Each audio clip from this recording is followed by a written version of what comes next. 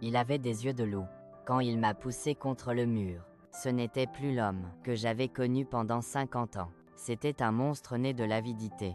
Bonjour, mes chers amis, je suis Marthe Lemoine, 77 ans, avec une histoire que je dois partager avec vous tous. Je vous parle directement depuis mon petit salon à Bayonne, Nouvelle-Aquitaine, où le café est toujours frais, et les souvenirs ne sont pas toujours aussi doux que le pain fait maison, que j'ai appris à faire avec ma mère. Avant de plonger dans cette histoire difficile, je veux vous demander de laisser un commentaire, disant quelque chose d'intéressant sur vous-même, peut être la ville où vous vivez, combien d'enfants ou de petits-enfants vous avez, leur nom, ou n'importe quoi que vous souhaitez partager.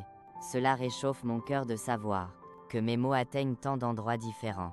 Je suis né ici même à Bayonne en 1948, quand la ville grandissait encore à mes côtés, se développant grâce à l'industrie textile, qui faisait connaître la Nouvelle-Aquitaine dans tout le pays. Mon père, Georges Martin, travaillait dans l'un des premiers magasins de tissus du centre-ville, la Maison des Tissus, où j'ai appris à aimer l'odeur du tissu neuf, et le son des ciseaux coupant le tissu en une ligne parfaitement droite. Notre maison était dans le quartier de Saint-Esprit, une simple maison en bois, peinte en bleu clair, avec un jardin à l'arrière, où maman plantait un peu de tout, des pommes de terre, des oignons verts, même des fraises, ma passion depuis l'enfance. Nous étions 5 frères et sœurs, 3 filles, et 2 garçons.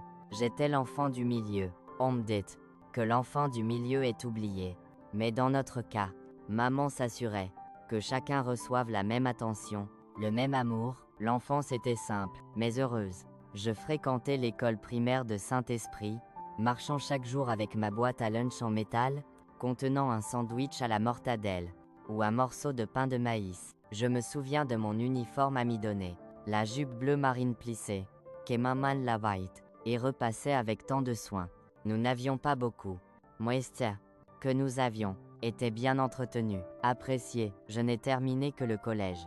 Comme on l'appelait à l'époque, je voulais étudier davantage, rêvais de devenir enseignante, mais la vie avait d'autres plans. À 17 ans, je commençais à travailler dans le même magasin que mon père, d'abord comme vendeuse, puis au département de couture, ajustant des vêtements, faisant des ourlets, posant des fermetures éclairs. Mes mains étaient toujours habiles. C'est un don que Dieu m'a donné. C'est là, à la Maison des Tissus, que je rencontrai Julien Bisset. Il avait 22 ans, avec des cheveux noirs coiffés à la brillantine, travaillant dans l'administration du magasin. Quand il entrait dans la salle d'exposition pour livrer un message ou vérifier l'inventaire, toutes les filles s'agitaient. Il était beau, avait une manière de parler qui impressionnait les gens, utilisait des mots que nous ne connaissions pas. Notre premier rendez-vous était à la fête du 14 juillet à l'église locale. J'étais avec mes amis, toutes vêtues de robes colorées, des rubans dans les cheveux, excitées pour la danse carrée, qui allait commencer. Julien arrivait, portant son costume gris. Même si c'était une fête d'été, il était toujours vaniteux, voulait toujours montrer qu'il était différent des autres jeunes hommes. Me feriez-vous l'honneur de cette danse, mademoiselle? Demandait-il, me tendant la main, ignorant complètement mes amis, qui gloussaient nerveusement. Je sentais mes joues brûler d'embarras et d'excitation. C'était la première fois qu'un jeune homme m'invitait à danser à une fête, surtout, quelqu'un comme lui. Notre cours commençait cette nuit-là, et suivait le rythme de l'époque. Correcté, surveillé, avec des couvre-feux stricts. Julien venait me chercher le dimanche pour l'église. Puis, nous nous promenions dans le parc. Parfois nous allions au cinéma de Bayonne, toujours accompagnés de ma jeune sœur, que maman envoyait comme chaperon. Il me traitait comme une princesse à l'époque. Il apportait de petites fleurs, qu'il cueillait en chemin, gardait le dernier morceau de chocolat pour moi, m'écrivait de petites notes, que je cachais dans ma Bible.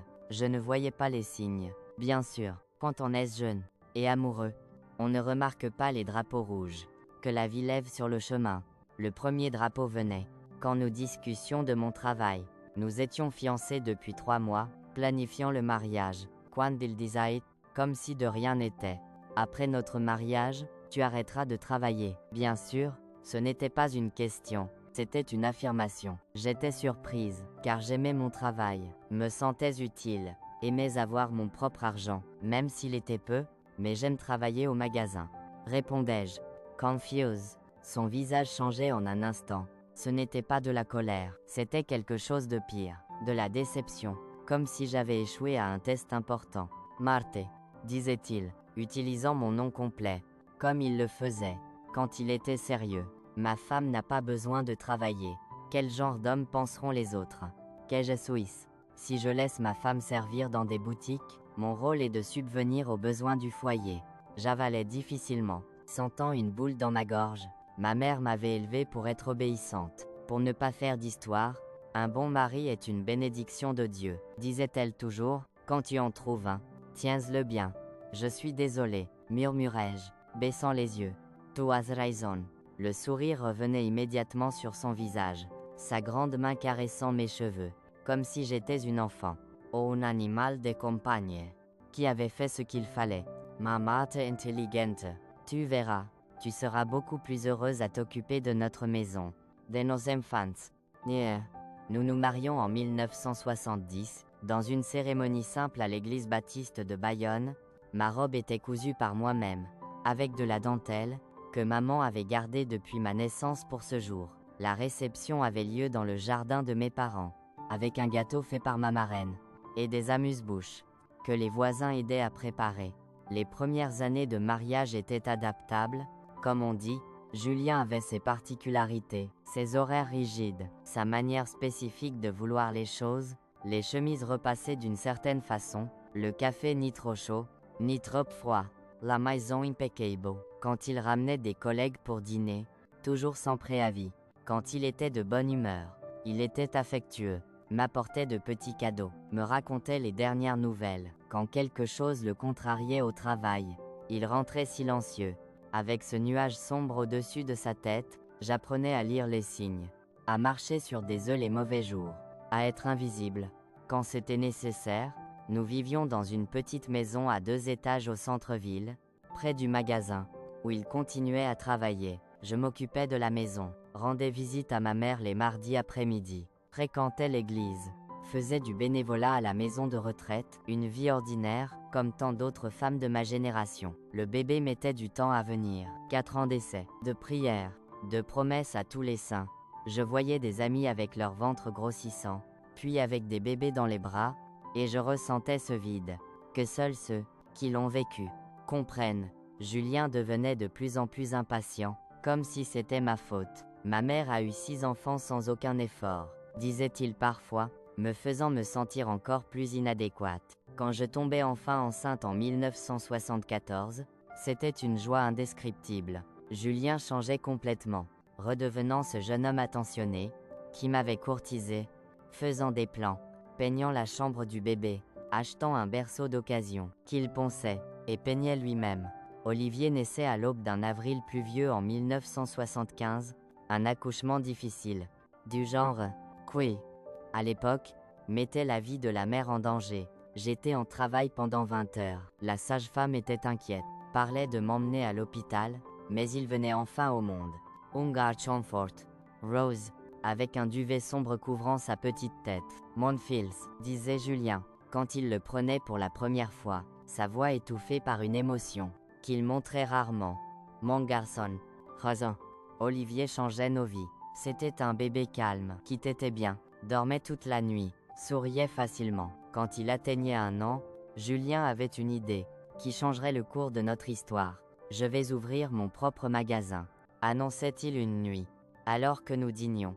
Je suis fatigué de travailler pour les autres, d'enrichir le patron, pendant que je prends les miettes. J'étais inquiète, nous avions nos économies, mais ouvrir notre propre entreprise était risqué. Bayonne grandissait vite, mais la concurrence augmentait aussi. Esto sur. Julien, c'est un grand pas. Il fronçait immédiatement les sourcils. Doutes-tu de moi, Marthe? Penses-tu que je n'ai pas ce qu'il faut? Non. Bien sûr que non, répondais-je rapidement. Je pense juste à Olivier, à sa sécurité, c'est exactement à qui je pense. Julien frappait la table si fort, que le bébé sursautait dans sa chaise haute. Je veux construire quelque chose pour notre fils, un héritage. Je ne veux pas qu'il soit employé, comme je l'étais, comme ton père l'a été toute sa vie. Dans ce sens. Et ainsi naissait la Maison des Tissus, notre petit magasin sur la rue principale, l'une des principales rues commerciales du centre-ville. Au début, ce n'était qu'une petite pièce avec des rouleaux de tissu empilés sur des étagères, une machine à coudre pour de petits ajustements, et moi derrière le comptoir, aidant quand l'affluence augmentait. Oui, ironiquement, je retournais au travail. C'est différent, expliquait Julien. Maintenant, tu aides dans notre magasin, tu construis notre patrimoine, pas en servant des étrangers. La logique était confuse, mais je l'acceptais, heureuse de sortir un peu de la maison, d'utiliser à nouveau mes connaissances en tissu, et en couture. Les années 70 étaient bonnes pour nous. Le magasin grandissait. Nous nous agrandissions dans la propriété adjacente. Embauchions 2 employés, Bayonne prospérait. L'économie apportait de l'argent, et la ville bourdonnait de gens et d'opportunités. Nous achetions notre première maison, une maison à 2 étages dans le quartier de Marac. Un quartier qui commençait à être considéré comme bourgeois. Olivier grandissait fort et intelligent. Dès son plus jeune âge, il montrait de l'intérêt pour les livres, pour les histoires, que je lisais avant le coucher. À l'école, il était toujours parmi les meilleurs, rapportant des bulletins fiers pleins de bonnes notes, que Julien exhibait aux amis le dimanche après l'église, mais il y avait aussi de l'attention. Julien Foulite, que son fils suive ses traces, qu'il aime le magasin comme lui. Olivier, cependant, avait d'autres intérêts. Il aimait les sciences, les mathématiques, rêvait d'université, d'horizons au-delà de cette petite boutique, qui signifiait tout pour Julien. Ce garçon a la tête dans les nuages, se plaignait Julien. Quand Olivier préférait lire au lieu d'aider au magasin le samedi, il doit apprendre la valeur du travail dur, du commerce. Les livres ne remplissent l'estomac de personne. J'étais prise dans ce feu croisé, essayant de plaire à mon mari sans décourager les rêves de mon fils. C'était une marche sur la corde raide quotidienne, un équilibre délicat, qui penchait parfois d'un côté, parfois de l'autre. Laisse le garçon étudier, disais-je. Quand Julien était de bonne humeur, il pourra s'occuper de la partie administrative du magasin plus tard, faire la comptabilité, organiser tout correctement avec les connaissances qu'il aura.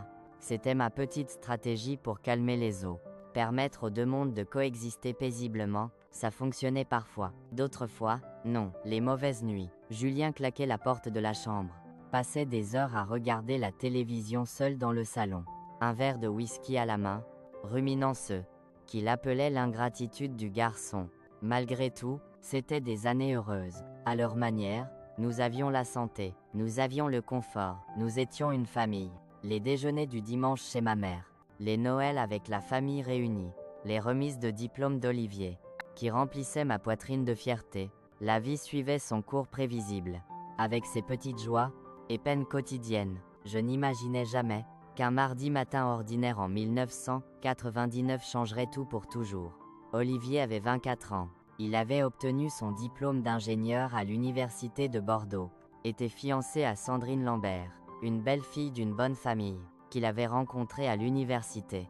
Il travaillait dans une grande entreprise de construction civile, économisait pour le mariage, qui aurait lieu à la fin de cette année-là. Le téléphone sonnait à 10h43 du matin.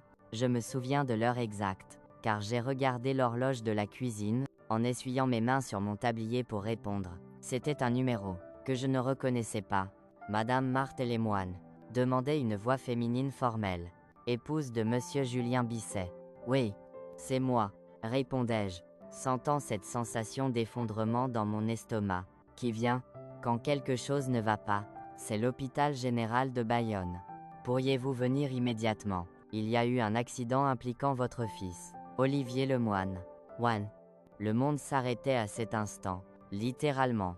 L'air devenait trop lourd pour respirer, mes jambes trop faibles pour soutenir mon corps. Je m'agrippais au chambranle de la porte pour ne pas tomber. Quel genre d'accident? Va-t-il bien? Puis-je lui parler? Le silence à l'autre bout de la ligne était une réponse suffisante. Ce genre de silence, qui crie des vérités que personne ne veut entendre. Il vaut mieux que vous veniez le plus vite possible, était tout ce que la femme disait. Votre mari a été informé. Il est en route pour l'hôpital. Je ne me souviens pas comment je suis arrivée là. Je sais qu'une voisine m'a conduite, qu'elle disait des choses pour me calmer, que tout ce que je pouvais faire était de prier. Je vous salue Marie, pleine de grâce. Le Seigneur est avec vous. répétant les mêmes mots comme un mantra, qui pouvait changer ce que je savais déjà au fond de mon cœur. Olivier avait subi un accident sur le chantier, où il supervisait un projet, une poutre mal placée, un échafaudage, qui avait cédé, une chute de près de 15 mètres, mort instantanée, dirait le médecin plus tard, comme si c'était une consolation, de savoir que mon fils, mon unique fils, n'avait pas souffert dans ces derniers instants. Julien était déjà là, quand j'arrivais, assis sur une chaise en plastique dans le couloir, son visage enfoui dans ses grandes mains, ses larges épaules, tremblant dans des sanglots silencieux, que je n'avais jamais vus auparavant. En 29 ans de mariage, je n'avais jamais vu mon mari pleurer ainsi. Je m'approchais lentement, comme on approche un animal blessé, et touchais son épaule. Il levait le visage, les yeux rouges, gonflés, le regard perdu de quelqu'un qui ne reconnaît pas le monde autour de lui. « Marthe », disait-il simplement, sa voix se brisant à la deuxième syllabe, et puis il m'enlaçait fort, comme si j'étais une bouée de sauvetage au milieu d'une mer en tempête. Nous restions ainsi, enlacés dans un couloir d'hôpital, deux personnes d'âge mûr pleurant sur la perte, qu'aucun parent ne devrait affronter. Une infirmière s'approchait après un certain temps, demandait si nous voulions voir le corps. Je hochais la tête, sachant que cette image resterait avec moi pour le reste de mes jours. Son visage était serein, presque comme s'il dormait. Ils avaient nettoyé le sang, fermé ses yeux, croisé ses mains sur sa poitrine. Il ressemblait à mon garçon, et en même temps, à un étranger, une coquille vide de ce qui était autrefois mon fils. Je passais ma main dans ses cheveux noirs, encore doux, comme quand il était enfant, et promettais en silence que, d'une manière ou d'une autre, je survivrais à cette douleur. Pour lui, pour sa mémoire. Julien restait à la porte, incapable d'approcher, incapable de toucher son fils, qui ne respirait plus. Je voyais quelque chose se briser en lui à cet instant, quelque chose qui ne serait jamais réparé. La veillée, l'enterrement, les jours qui suivaient, tout semble flou dans ma mémoire. Les visites constantes, les plats de nourriture que les voisins attentionnés laissaient, les embrassages, les mots de consolation qui entraient par une oreille et sortaient par l'autre sans avoir de sens. Comment continue-t-on à vivre après avoir enterré un enfant? Comment se lève-t-on le matin? Comment respire-t-on? Comment met-on un pied devant l'autre? Et continue-t-on à exister dans un monde où votre enfant n'existe plus? Ce sont des questions que je porte encore aujourd'hui, des questions qui n'auront peut-être jamais de réponse. Julien et moi gérions le chagrin différemment. Je m'accrochais à la foi, allais à l'église tous les jours, allumais des bougies, priais jusqu'à ce que mes genoux fassent mal sur le prie-Dieu dur. Il se retirait, cessait d'aller au magasin, passait des journées entières dans la chambre, qui avait été celle d'Olivier, regardant des albums photos, tenant la toge de diplômé de son fils, comme s'il pouvait en extraire un reste de vie. Sandrine, la fiancée d'Olivier, venait nous rendre visite occasionnellement. C'était douloureux et réconfortant à la fois de voir cette jeune femme, qui avait tant aimé mon fils, qui aurait été ma belle-fille, mère de mes petits-enfants, qui maintenant ne naîtrait jamais. Elle finissait par déménager à Bordeaux quelques mois plus tard. Elle ne supportait plus les souvenirs, les plans brisés, les regards de pitié des gens dans la rue. C'était environ 3 mois après l'enterrement que je remarquais le changement chez Julien. Il recommençait à se lever tôt, à se raser tous les jours, à aller au magasin. Il semblait sortir du puits sombre dans lequel il était tombé. J'étais soulagé au début, pensant que nous trouvions une nouvelle normalité, une manière d'avancer, portant notre douleur comme une cicatrice permanente, mais plus une blessure ouverte. J'avais tort. Ce n'était pas l'acceptation qui motivait Julien, c'était quelque chose de beaucoup plus sombre que je découvrais cette nuit d'août, quand il rentrait du magasin, plus tard que d'habitude, sentant le whisky, et avec un éclat étrange dans les yeux. Nous devons parler, Marthe, disait-il, s'asseyant à la table de la cuisine, pendant que je finissais de laver la vaisselle du dîner, qu'il avait à peine touché, de l'avenir du magasin. J'essuyais mes mains sur mon tablier. Confuse, qu'y a-t-il avec le magasin? Julian, c'est tout ce que nous avons. Il répondait, ça va se passer, intense, tout ce que nous avons construit dans la vie. C'était censé être à Olivier un jour, censé rester dans la famille. Je hochais la tête, sentant les larmes revenir à mes yeux à la mention du nom de mon fils. Yes ice, mais maintenant, nous n'avons personne à qui le laisser. Il complétait, frappant son poing sur la table. Personne pour continuer le nom des Bisset. Personne pour hériter de ceux que j'ai construits avec tant de sacrifices. Nous pourrions le vendre plus tard, quand nous serons plus vieux, suggérai-je, ne comprenant pas où il voulait en venir, ou faire un don à une œuvre de charité au nom d'Olivier. Il riait, un son amer sans humour. Vendre. Donna. Es-tu devenue folle? Femme. C'est ma racine ma vie. Mon sang, ma sueur. Il ne va pas dans les mains d'étrangers. Agnès. Je m'asseyais à la table en face de lui, de plus en plus inquiète de la direction de cette conversation. Que suggères-tu alors? Julien. Il me regardait d'une manière qu'il n'avait jamais eue auparavant, un regard calculateur, froid, qui me faisait frissonner. Nous avons besoin d'un autre enfant, déclarait-il, simplement, comme s'il annonçait que nous devions acheter du pain, ou changer une ampoule grillée. Je clignais des yeux plusieurs fois, sûr d'avoir mal entendu. Castodit, tu m'as entendu. Nous avons besoin d'un autre enfant, un garçon de préférence, quelqu'un à qui laisser le magasin, pour continuer le nom de la famille. Je sentais une vague de nausée m'envahir. Julien avait 55 ans à l'époque, j'en avais 51, bien au-delà de l'âge d'avoir des enfants. Même sans considérer le chagrin récent, la perte dévastatrice, que nous n'avions pas encore surmontée. Julien, c'est insensé, disais-je doucement, comme si j'essayais de calmer un enfant au milieu d'une crise. Nous ne pouvons pas remplacer Olivier. Tiens, je ne peux plus avoir d'enfant, tu le sais. J'ai eu une hystérectomie à 40 ans, après de graves problèmes de fibrome. Julien le savait, il était à mes côtés à l'hôpital, s'était occupé de moi pendant la récupération. Il y a d'autres moyens, disait-il, ses yeux fixés sur les miens. Nous pourrions adopter. Ah oh. Ok.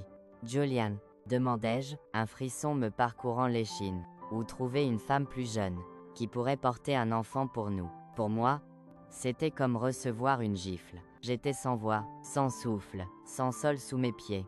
Es-tu en train de me dire que tu veux trouver une autre femme, que tu veux me quitter, après tout ce que nous avons traversé ensemble, après avoir perdu notre fils? Il secouait la tête, impatient. Ne sois pas dramatique. Morse, je ne parle pas de te quitter, je parle de trouver une solution à notre problème. La fille n'aurait même pas besoin de savoir qui je suis. Ça pourrait être par insémination. Ah, je me levai brusquement, mes jambes vacillantes de choc et d'indignation. Toi Strobo, Julien, tu dis des absurdités. Va dormir, nous parlerons demain. Je me tournai pour sortir de la cuisine, mais je sentais sa main saisir mon bras avec force, me faisant me retourner. Je n'ai pas fini de parler. Morte, disait-il, ses doigts serrant ma peau si fort qu'il laisserait des marques. Et c'était là, cette nuit chaude d'août, que commençait le cauchemar, qui changerait ma vie pour toujours. Un cauchemar bien pire, qu'est-ce que je pouvais imaginer, même dans mes moments les plus sombres de chagrin pour le fils, qui était parti. Mes chers, un cœur de mère, qui a perdu un enfant, ne guérit jamais complètement. C'est comme perdre un morceau de votre âme, qui ne revient jamais. Meister, qui s'est passé après cette nuit? Ah, c'était le début d'un enfer, que je ne souhaiterais pas à mon pire ennemi. Et je vais vous en parler, si Dieu me donne la force de continuer à me souvenir de ces moments douloureux. Je n'imaginais jamais que la douleur pouvait avoir une odeur, mais elle en a une. Elle sent la terre humide, les fleurs fanées, et le bois d'un cercueil neuf. C'est une odeur qui s'accroche à vos vêtements, vos cheveux, vos narinas. Une odeur que je porte avec moi depuis plus de 20 ans. Ce matin-là, alors que les préposés préparaient le corps d'Olivier pour la veillée, je m'asseyais dans une salle d'attente de l'hôpital, mes mains tremblant si fort que je pouvais à peine tenir le chapelet que mon ami Doris avait placé entre mes doigts. Priez. Maz, c'est tout ce qui nous reste maintenant, disait-elle, et j'essayais, je le jure, j'essayais, mais les mots ne venaient pas. C'était comme si Dieu était soudain devenu sourd, ou que j'avais perdu la voix de mon âme. La veillée avait lieu à la chapelle du cimetière de Saint-Léon, celle juste à l'entrée. Il semblait que toute la ville passait par là. Les camarades d'université d'Olivier, les amis d'enfance, les voisins, les clients du magasin, les professeurs de l'université de Bordeaux, qui parlaient de son potentiel, de l'avenir brillant qu'il avait devant lui. Chaque compliment était un couteau dans ma poitrine. Chaque étreinte de condoléances, une confirmation que ce n'était pas un cauchemar, c'était réel. Sandrine, sa fiancée, arrivait dans l'après-midi, soutenue par sa mère. Pauvre fille, elle ressemblait à un fantôme. Pâle, les yeux rouges d'avoir tant pleuré, portant encore la bague de fiançailles qu'Olivier lui avait offerte à Noël. Quando nos regards se cruzaient, nous nous effondrions dans les bras l'une de l'autre. Aucun mot n'était nécessaire. Nous étions deux femmes qui aimaient, de différentes manières, le même homme, qui reposait maintenant dans ce cercueil en bois sombre, vêtu d'un costume bleu marine et d'une cravate que je lui avais offerte pour son dernier anniversaire. Il était si heureux hier, murmurait Sandrine entre ses sanglots, faisant des plans pour notre appartement, parlant de commencer à chercher après le mariage. Je caressais ses cheveux, incapable de répondre. Que pouvais-je dire? Que les plans n'avaient plus d'importance, que l'avenir, qu'ils avaient rêvé ensemble, s'était évaporé un mardi matin ordinaire. L'enterrement avait lieu l'après-midi suivant. Le ciel de Bayonne était d'un bleu offensant, sans un seul nuage. Le soleil brillait, comme si c'était un jour ordinaire. Comment le monde pouvait-il continuer à tourner? Le soleil brillait, les oiseaux chantaient. Quand mon fils était descendu dans une tombe sombre, Julien restait à mes côtés tout le temps, son bras autour de mes épaules, me soutenant. Quand mes jambes faiblissaient, il était en état de choc, ses yeux fixés sur le cercueil, comme s'il ne pouvait pas croire ce qu'il voyait. Il ne pleurait pas devant quiconque. Seulement plus tard, à la maison, dans l'obscurité de notre chambre, je sentais son corps trembler de sanglots silencieux, qui duraient toute la nuit. Les jours qui suivaient étaient un brouillard, les gens apportant de la nourriture que je ne pouvais pas manger, la cura visitante, parlant d'acceptation, des plans de Dieu que nous ne pouvons comprendre, comme s'il y avait un plan divin qui justifierait la mort d'un jeune homme de 24 ans, plein de rêves et de bonté. Sandrine venait presque tous les jours au début. Nous nous asseyions sur la véranda, regardant les rosiers qu'Olivier avait plantés pour moi à la fête des mères 2 ans plus tôt. Parfois nous parlions de lui, nous souvenant des choses amusantes qu'il avait faites, des plans qu'il avait partagés. D'autres fois, nous nous asseyions en silence, chacune perdue dans son propre chagrin. Je ne peux plus regarder la robe de mariée, me disait-elle un jour, sa main serrant un mouchoir déjà humide de larmes. Maman a dit qu'il fallait la garder, qu'un jour, je voudrais la porter. Mais comment puis-je épouser quelqu'un d'autre? Madame Lemoine, comment aimerais-je quelqu'un après lui? J'enlaçais cette fille, qui aurait été ma belle-fille, qui aurait donné naissance à mes petits-enfants, qui aurait vieilli aux côtés de mon fils, et je n'avais pas de réponse. Je me demandais moi-même, comment je continuerais à vivre dans un monde sans le sourire de mon fils, sans entendre sa voix m'appeler maman, sans l'odeur de l'après-rasage qu'il laissait dans la salle de bain le dimanche matin. Ma mère, qui avait alors 66 ans, aussi forte qu'elle l'avait toujours été, venait rester avec moi pendant quelques semaines. Elle, qui avait déjà enterré mon père, et 2 de mes frères, connaissait la douleur qui me consumait. Elle n'essayait pas de me consoler avec des platitudes, ne disait pas que le temps guérit toutes les blessures, que Dieu sait ce qu'il fait. Elle était simplement là, faisant le petit déjeuner, que je ne mangeais pas, ouvrant les fenêtres pour laisser entrer le soleil, me forçant doucement à me doucher, à changer de vêtements, à faire de petits pas vers la vie, un jour à la fois. Ma fille, disait-elle, brossant mes cheveux, comme elle le faisait quand j'étais petite. Aujourd'hui, tu dois juste respirer. Dis Maine. Respire encore. Pendant ce temps, Julien fermait le magasin pendant 2 semaines. Puis il y retournait, disant qu'il avait besoin de s'occuper, que rester à la maison le rendait fou. Il commençait à rentrer tard, sentant le whisky. Il n'était pas buveur avant. Être une bière le dimanche avec le barbecue. Rien de plus. Maintenant, la bouteille de whisky dans l'armoire de la cuisine se vidait rapidement. Tu dois arrêter ça, disais-je une nuit, quand il trébuchait jusqu'au lit. Si vrai qu'il pouvait à peine enlever ses chaussures. Ça ne ramènera pas Olivier. Il me regardait avec des yeux injectés de sang, son visage tordu dans une expression qui mêlait colère et douleur. Rien ne le ramènera. Marthe, rien. Alors laisse-moi oublier. De la manière que je peux. Comment pouvais-je discuter avec cela? Moi-même, je voulais oublier, ne serait-ce que pour quelques heures, oublier le cercueil descendant dans la terre, le visage pâle de mon garçon, les rêves détruits en un instant. 2 mois après l'enterrement, Sandrine venait dire au revoir. Elle avait obtenu un transfert dans l'entreprise où elle travaillait, allait à la succursale de Bordeaux. Je ne peux plus rester ici. Madame Lemoine, expliquait-elle, ses yeux baissés, comme si elle se sentait honteuse. Tout me rappelle lui, l'université, le centre commercial, où nous allions, même l'arrêt de bus, où il m'attendait. C'est comme si chaque coin de Bayonne portait un souvenir, qui fait trop mal maintenant. Je comprenais parfaitement. Une partie de moi enviait la possibilité qu'elle avait de recommencer ailleurs, loin des souvenirs. Je n'avais pas cette option. Ma vie, ma maison, mon mari, tout était là, entrelacé de souvenirs de mon fils. Au 3e mois, Julien commençait à parler du magasin de manière obsessionnelle. C'était comme si cette petite entreprise de tissus était devenue le seul fil qui le reliait à la raison. J'ai travaillé 30 ans pour construire ça, répétait-il, parfois au milieu du dîner, sans que le sujet n'ait été abordé. 30 ans. Marthe. À qui ira-t-il maintenant? À qui? Nous pourrons y penser plus tard, répondais-je, essayant de le calmer. Nous avons encore du temps. Peut-être qu'un neveu sera intéressé. Quand il sera plus grand, il secouait la tête, insatisfait. Ce n'est pas la même chose. Je voulais un fils, là. Quelqu'un de notre sang, notre nom. Osez. L'obsession grandissait. Julien passait des heures au magasin, longtemps après l'heure de fermeture. Parfois je le trouvais assis dans le noir, regardant juste les étagères de tissus, le comptoir, où Olivier jouait enfant. On est des chesnuits.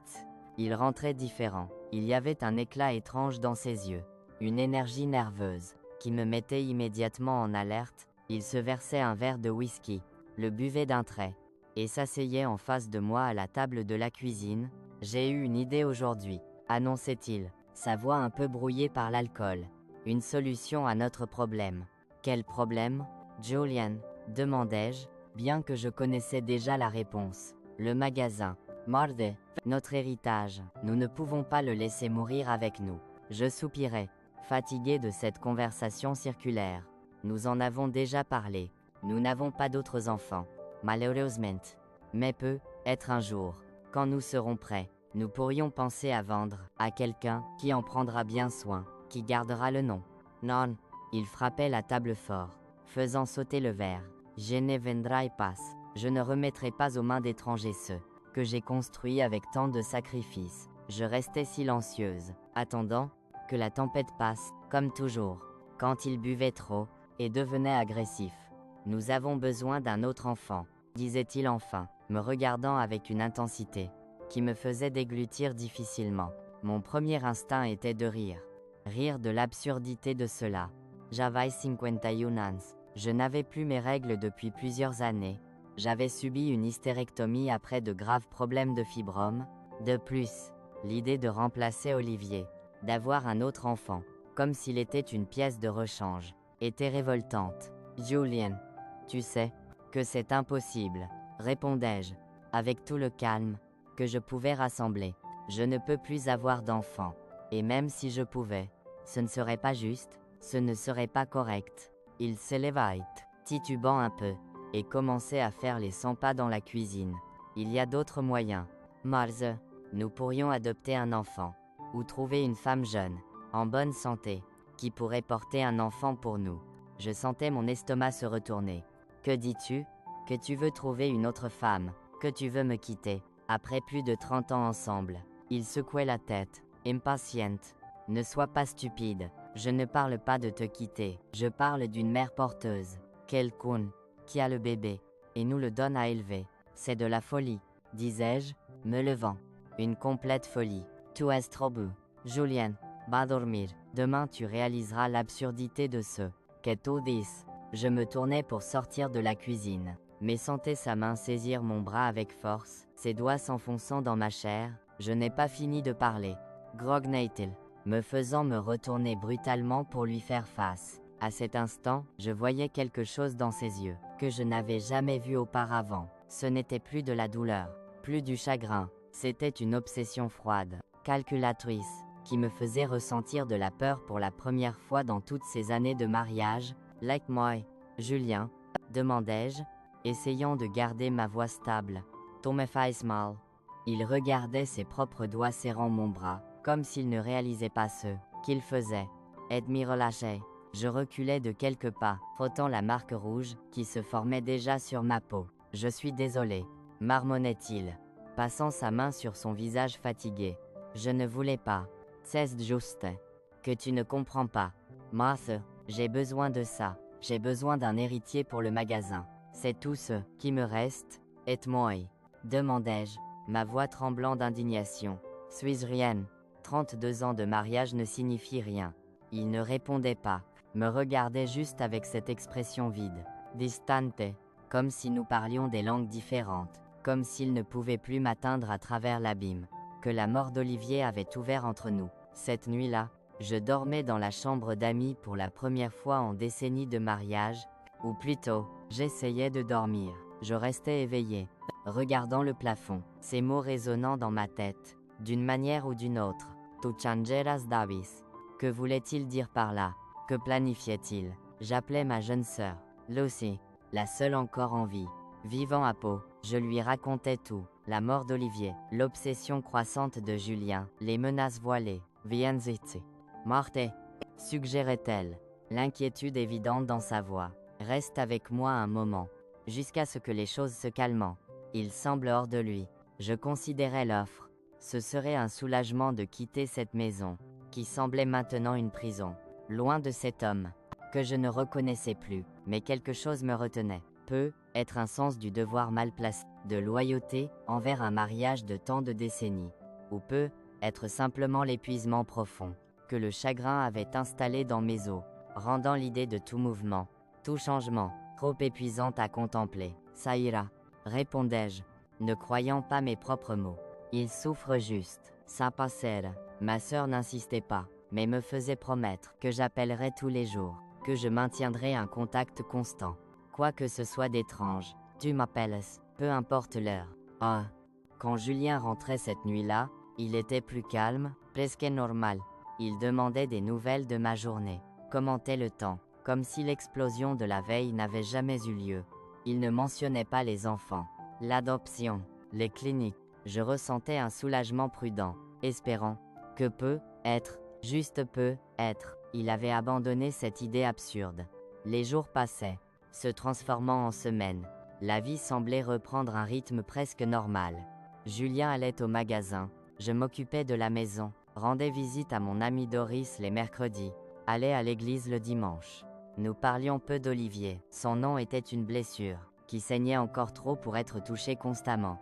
La seule chose inhabituelle était que Julien commençait à m'apporter des cadeaux, de petites choses au début, des chocolats, que j'aimais, une plante pour la véranda, un livre de cuisine, puis des choses plus importantes, un nouvel ensemble de casseroles, une robe, qu'il avait vue dans une vitrine, un parfum importé, des cadeaux, qui m'auraient fait plaisir avant, mais qui recevaient maintenant un merci mécanique. Suspicieux. Un jour, il arrivait avec un écrin à bijoux. À l'intérieur, une paire de boucles d'oreilles en perles avec de petits diamants autour. Elles sont magnifiques, disais-je, réellement surprise. Mais quelle est l'occasion? Il souriait, un sourire qui n'atteignait pas ses yeux. Ai-je besoin d'une occasion pour faire plaisir à ma femme? Quelque chose dans son ton, dans la manière dont il disait « ma femme » me mettait mal à l'aise. Il y avait une possessivité là, dedans, une intention, que je ne pouvais pas déchiffrer complètement. La nuit, quand il s'allongeait à côté de moi, j'étais revenu dans la chambre principale, après des semaines dans la chambre d'amis. Je réalisais qu'il avait bu, pas beaucoup, juste assez pour délier sa langue, pour baisser sa garde. « Tu es si belle aujourd'hui, Marthe » murmurait-il, passant sa main sur mon visage d'une manière qu'il n'avait pas faite depuis longtemps. « Encore si jeune, j'ai 51 ans. » Julien, répondais-je, mal à l'aise avec la direction de cette conversation. « Je suis loin d'être jeune, mais tu es toujours une femme attirante, » insistait-il, sa main descendant maintenant sur mon cou, mon épaule. Une femme désirable. C'est alors que je comprenais les cadeaux, les compliments, l'affichage soudain d'affection. Ce n'étaient pas des gestes d'un mari repentant pour les mots durs. C'était une partie d'un plan, son plan pour me faire changer d'avis. Je suis fatigué. Julien, disais-je, me tournant sur le côté, le dos à lui. C'était une longue journée. Je sentais sa main s'arrêter dans l'air, hésitante, puis un soupir frustré. Tu es toujours fatigué ces derniers temps, n'est-ce pas? Toujours une excuse. Je ne répondais pas. Je faisais semblant de dormir, mes yeux ouverts dans le noir, mon cœur battant vite dans ma poitrine. La compréhension de ce qu'il essayait de faire, de me reconquérir, de me séduire, puis de proposer à nouveau l'idée d'un autre enfant, me laissait dégoûté, outré, comme si notre relation, notre mariage de tant d'années, pouvait être réduit à une transaction, une négociation, où mon corps n'était qu'une monnaie d'échange. Le lendemain matin, il partait tôt, comme toujours, mais pas avant de m'enlacer par derrière. Pendant que je préparais le café, ses mains essayant de trouver leur chemin sous ma chemise de nuit. Julien, non, disais-je fermement, m'éloignant. Ce n'est pas le moment. Quand sera-ce le moment alors? Demandait-il. La frustration évidente dans sa voix. Ça fait des mois, Marthe, des mois. Nous sommes en deuil, répondais-je simplement. Notre fils est mort, et la vie continue, rétorquait-il, saisissant sa tasse de café avec une force inutile. Nous ne pouvons pas arrêter de vivre. Je ne répondais pas. Il n'y avait pas de réponse à donner. Pour lui, continuer à vivre signifiait remplacer Olivier, engendrer un autre héritier pour son précieux magasin. Pour moi, cela signifiait juste respirer, jour après jour, portant la douleur comme une compagne constante, apprenant à vivre avec le vide, qui ne serait jamais comblé. À la fin de cette semaine, Julien rentrait plus tard que d'habitude. Il était agité, ses yeux brillant avec cette même énergie fébrile, qui m'avait mise en alerte auparavant. « J'ai une surprise », annonçait-il, s'asseyant à côté de moi sur le canapé, où je regardais les nouvelles du soir. J'ai réservé un week-end pour nous deux dans une auberge à Cabreton. Pour célébrer notre anniversaire de mariage. Notre anniversaire était encore à 2 mois. Mais je ne le mentionnais pas, je le regardais juste, essayant de déchiffrer ce qui se cachait derrière ses yeux, que je connaissais autrefois si bien. Yene ça espace. Si je suis prête pour un voyage, Julien, répondais-je prudemment. Je me sens encore fragile. C'est exactement pourquoi nous devons y aller, insistait-il, prenant mes mains dans les siennes, pour nous reconnecter. Marthe, pour nous souvenir de qui nous étions avant. Avant tout cela, juste nous, deux, comme au début. Il y avait une supplication sincère dans sa voix, qui me convainquait presque, me faisait presque croire, que c'était vraiment à propos de nous, de guérir notre mariage, fracturé par la tragédie. Mais ensuite ses yeux changeaient, juste une seconde, et je voyais quelque chose de calculateur, quelque chose de prémédité, qui détruisait tout espoir, que ses intentions soient pures. Je vais y réfléchir, répondais-je, retirant mes mains des siennes. Je ne promets rien. Il hochait la tête, apparemment satisfait, que je n'ai pas refusé catégoriquement. Il se levait, annonçant qu'il allait prendre une douche, et montait à l'étage, sifflotant doucement, un son si incongru avec le chagrin, que nous portions supposément, qu'il me donnait des frissons. Dès qu'il partait, je prenais le téléphone, et appelais Lucie. Je lui racontais les cadeaux, les avances, l'invitation pour le voyage.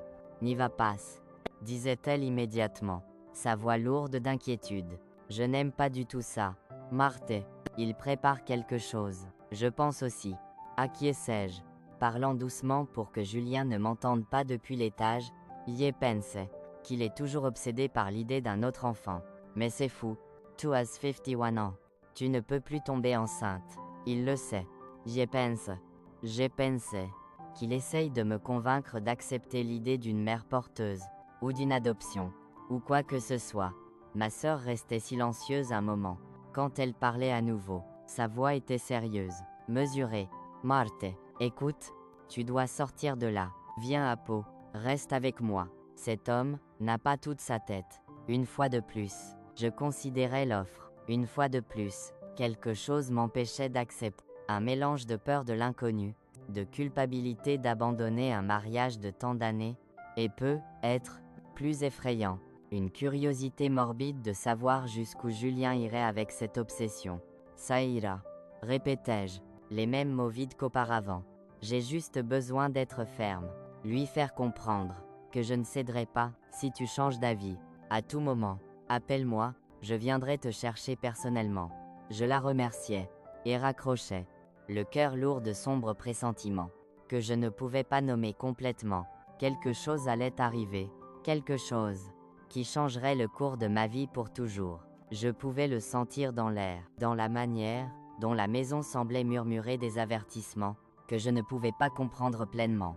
Cette nuit-là, allongé à côté de Julien, je faisais à nouveau semblant de dormir. Alors qu'il ronflait doucement, je regardais le plafond sombre, les ombres dansant sur les murs, et me demandais comment nous en étions arrivés là, comment l'amour jeune, que nous recensions autrefois, les promesses échangées à l'hôtel, la vie construite côte à côte, pendant plus de 30 ans, s'était transformée en ce cauchemar de manipulation et de peur. Et plus important encore, je me demandais comment je m'échapperais, si les choses empiraient. Ou dirais, que ferais-je? Comment reconstruirais-je ma vie à 51 ans, veuve d'un fils, avec un mari que je ne reconnaissais plus? Des questions qui resteraient sans réponse cette nuit-là, mais que le destin se chargerait de répondre de la manière la plus cruelle possible dans les jours à venir. Ceux qui voient ces mains ridées aujourd'hui ne peuvent imaginer la force qu'elles ont dû avoir. Des mains qui ont bercé un enfant, qui ont cousu des rêves dans des chutes de tissu, et qui un jour ont dû se battre pour leur propre survie. Tout commençait à changer ce jeudi, presque 5 mois après que nous ayons enterré Olivier. Je me réveillais avec Julien, qui me regardait. Ce n'était pas un regard d'affection, c'était quelque chose de calculateur, comme un joueur d'échecs planifiant son prochain coup. Je faisais semblant de ne pas le remarquer, me levais, et me dirigeais vers la cuisine. Comme je le faisais chaque matin, je préparais le café fort qu'il aimait, les toasts beurrés, les posais sur la table, comme je l'avais fait pendant les 32 dernières années. La routine, en ces jours, était la seule chose qui me faisait fonctionner. J'ai décidé, nous allons à Cabreton le week-end prochain, annonçait-il, en beurrant son toast. Ce n'était pas une invitation, c'était un ordre. J'ai déjà payé l'auberge, pas de remboursement. Je sentais mon estomac s'effondrer. J'avais réussi à reporter ce voyage pendant 2 semaines, toujours avec une excuse différente. Mal de tête, des plans avec Doris, une neuvaine à l'église. Mais il semblait que les excuses s'étaient épuisées. Julian, je ne sais pas si je suis prête pour un voyage de loisirs, essayai-je d'expliquer, mes mains serrant la tasse de café, avec une force inutile. Je ne me sens pas encore bien. C'est exactement pourquoi nous devons y aller, insistait-il, sa voix trop douce, trop fausse, pour changer d'environnement, pour nous reconnecter. Simot, reconnector, envoyait un frisson dans mon dos. Ya savais exactement ça. Qu'il voulait dire par là, ce n'était pas à propos de la guérison, ce n'était pas à propos de notre mariage. C'était à propos de cette obsession malsaine pour un nouvel héritier, qui continuait à croître comme une tumeur en lui. Julian, s'il te plaît, essayai-je une dernière fois. Attendons un peu plus. Peut être à notre anniversaire de mariage. Dans 2 mois, non.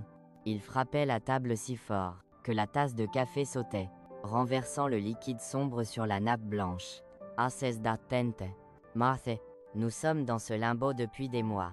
Je veux ma femme de retour. Je veux ma vie de retour. Je restais silencieuse, choquée par l'éclat soudain. Ses yeux, injectés de sang, fixés sur les miens, contenaient quelque chose qui allait au-delà de la colère. C'était une désespérance fébrile, un besoin qui frôlait la folie. D'accord, cédai-je enfin, plus par peur que par volonté.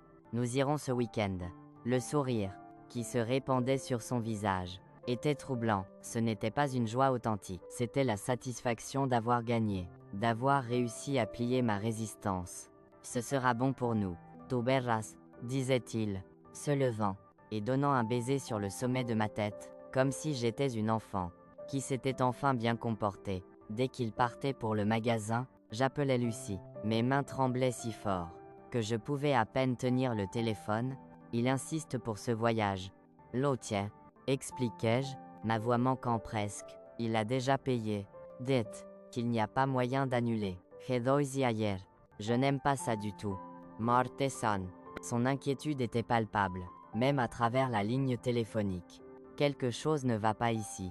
Pourquoi cette obsession soudaine pour un voyage? Je pensais qu'il veut. Tu sais, essayer de me convaincre à propos de cette idée d'un autre enfant, confessai-je, baissant la voix, comme si les murs pouvaient entendre. Il pense que si nous pouvons être à nouveau ensemble, Schéma d'Osirai. J'accepterai. Marthe. Sa voix devenait encore plus sérieuse. Tu dois être clair avec lui. Lui dirait. Kisana Hivera passe. Qu'il n'y a aucune possibilité. J'ai essayé. Lucy. Il n'écoute pas. C'est comme s'il y avait un mur entre nous. Comme s'il ne pouvait plus m'entendre. Après avoir raccroché, je m'asseyais sur la chaise de la cuisine. Et pleurais. Je pleurais pour le fils. Que j'avais perdu. Pour le mari. Que je ne reconnaissais plus. Pour la vie. Qui s'était brisée un mardi matin ordinaire. C'était comme si je pleurais deux personnes. Olivier. Qui était parti pour toujours. Et Julien. Qui était encore physiquement présent. Mais dont l'âme semblait avoir été remplacée par quelque chose de froid. Et de calculateur. Que je ne connaissais pas. Les jours précédant le voyage étaient une épreuve de nerfs. Julien redevenait attentionné. Presque exagérément. Il rentrait avec des fleurs. Demandait des nouvelles de ma journée. Appelait du magasin juste pour dire qu'il pensait à moi. Si je ne savais pas la raison derrière cette soudaine gentillesse, j'aurais été ému. Le vendredi, nous partions pour Cabreton-Taux. Le trajet en voiture était silencieux, avec Julien concentré sur la route, et moi regardant par la fenêtre, observant le paysage changer, les fermes de Nouvelle-Aquitaine, laissant place à des champs plus ouverts, le ciel vaste s'étendant au-dessus de nous comme une menace silencieuse. L'auberge était magnifique, je devais l'admettre, petite, chaleureuse, avec des chambres donnant sur un jardin bien entretenu. La nôtre était au bout d'un couloir en pierre, à l'écart des autres, pour plus d'intimité, expliquait Julien, avec un sourire, qui se voulait charmant, mais ne faisait que m'inquiéter davantage. Je passais l'après-midi à éviter d'être seul avec lui, je suggérais que nous explorions la ville, que nous visitions la plage le lendemain, n'importe quoi, qui nous garderait dans des espaces publics, loin de l'intimité forcée, qu'il désirait tant. Nous dînions dans un restaurant près de l'auberge. Julien commandait du vin, insistait pour que je boive aussi. Pour te détendre, disait-il, remplissant mon verre pour la 3e fois. Je prenais seulement de petites gorgées, faisant semblant d'apprécier plus que je ne le faisais. Bouvante. Quelque chose me disait de garder la tête claire, l'essence en alerte. Quand nous rentrions dans la chambre, il allait prendre une douche. J'entendais l'eau couler, et profitais de l'occasion pour appeler Lucie, juste pour lui faire savoir que nous étions arrivés sains et saufs. Mais le portable de Julien, qu'il avait laissé en charge sur la table de nuit, sonnait. Réflexivement, je regardais l'écran. Docteur Marc Dubois, clinique de fertilité, clignotait sur l'écran. Mon sang se glaçait. Fertilité. De quoi s'agissait-il? Yes, qu'il avait fait des recherches sur des cliniques, mais je n'avais pas imaginé qu'il était allé jusqu'à consulter des médecins, prendre des rendez-vous. Quand il sortait de la salle de bain, enveloppé dans une serviette, je faisais semblant d'agir normalement, mais il devait avoir remarqué quelque chose sur mon visage, dans la manière dont j'évitais de le regarder directement. Qu'est-ce qui ne va pas, Marthe? Demandait-il, s'approchant du lit, où je faisais semblant de lire un magazine de l'auberge. Rien, répondais-je. Trop rapidement, juste fatigué du voyage. Il regardait le portable sur la table de nuit. Puis moi, je réalisais l'instant exact où il comprenait ce qui s'était passé. Tu l'as vu? Ce n'était pas une question. Tu as vu l'appel? Yeah. Je ne répondais pas. Il n'y avait rien à dire. Il s'asseyait sur le bord du lit, la serviette encore enroulée autour de sa taille. Des gouttelettes d'eau coulant de ses cheveux grisonnant sur ses épaules. J'allais te le dire. Quand nous rentrions, disait-il, sa voix trop calme à mon goût. J'ai trouvé une clinique qui travaille avec le don d'ovocytes et la gestation pour autrui. Le médecin a dit que mon sperme est encore viable. Malgré mon âge, nous pouvons avoir un enfant. Marde, un garçon de préférence, pour continuer notre nom, pour hériter du magasin. La manière dont il parlait, si désinvolte, si déconnecté de la réalité, me rendait malade, comme si nous ne parlions pas d'une vie, d'un être humain, mais d'un objet, d'une police d'assurance pour son précieux commerce. Je ne ferai pas ça, Julien, disais-je, chaque mot mesuré, clair. Je ne participerai pas à ça. Te plan faux.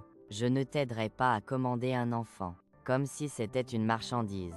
Il restait silencieux pendant quelques secondes, me regardant simplement. Quand il parlait à nouveau, sa voix avait un ton différent. Plus bas, plus froid. Je n'ai pas besoin de ta permission. Marthe, disait-il, se levant, et se dirigeant vers la valise pour prendre des vêtements. C'est déjà tout arrangé. La donneuse d'ovocytes a déjà été sélectionnée. La femme, qui portera le bébé. Oh si, j'ai juste besoin de faire ma part maintenant. Oh, j'étais si choquée. Que, pendant un moment, je ne pouvais pas répondre. Avait-il planifié tout cela dans mon dos? Avait-il pris toutes ces décisions sans même me consulter? Tu as perdu la tête, disais-je enfin, ma voix tremblant d'indignation. Complètement perdu la tête?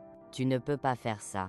Julian, tu ne peux pas faire naître un enfant comme ça. Avec cette obsession malsaine, il mettait un t-shirt et un short, des mouvements mécaniques, comme si nous avions une conversation parfaitement normale.